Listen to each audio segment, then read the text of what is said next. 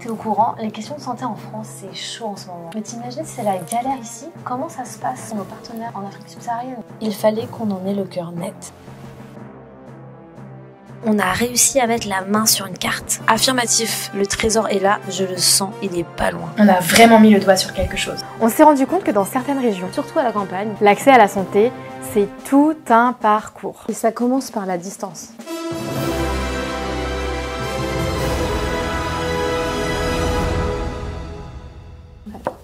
Mais attends, je crois que... Hé Alex, on a de la compagnie. Hey les amis, vous tombez super bien en plus. On a découvert un nouvel indice qu'on a hâte de vous partager. On est tombé sur un article dans le Seul Info qui nous aide à mettre le doigt sur un nouvel obstacle à lever. Et pas le moindre. On vous met en situation. Imaginez, vous arrivez à vous rendre dans un centre de santé malgré la distance et le prix que cela coûte pour vous y rendre. Et là, vous vous trouvez dans un lieu peu équipé, sans lit d'hospitalisation, Sans compresse pour vous soigner, sans fil ni aiguille pour vos points de suture. sans médicaments pour la pharmacie, sans frigo pour conserver vos analyses de sang. Bref, vous avez compris. Ça peut nous paraître surprenant, mais pour beaucoup de personnes qui vivent dans les zones reculées d'Afrique subsaharienne, c'est la réalité. Et pour mieux comprendre l'impact du manque d'équipement sur la santé, on a demandé à notre experte Anaïs de venir se joindre à nous.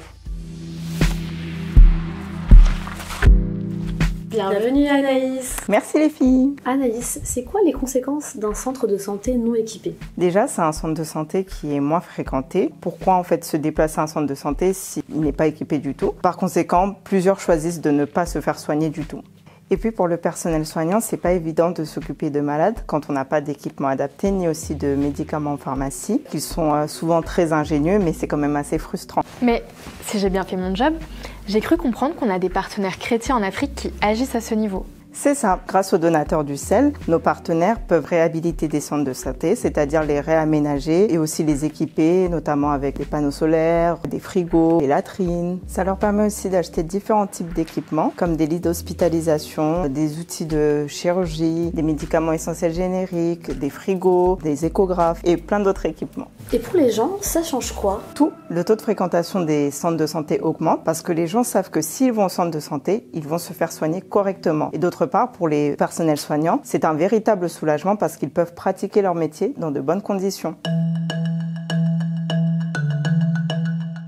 Pour rejoindre l'aventure de la santé à nos côtés, Abonnez-vous à notre chaîne YouTube. likez, commentez, partagez. C'est pas compliqué et ça fait toute la différence. Allez, on vous dit à la semaine prochaine. Pour découvrir la suite de notre chasse au trésor de la santé.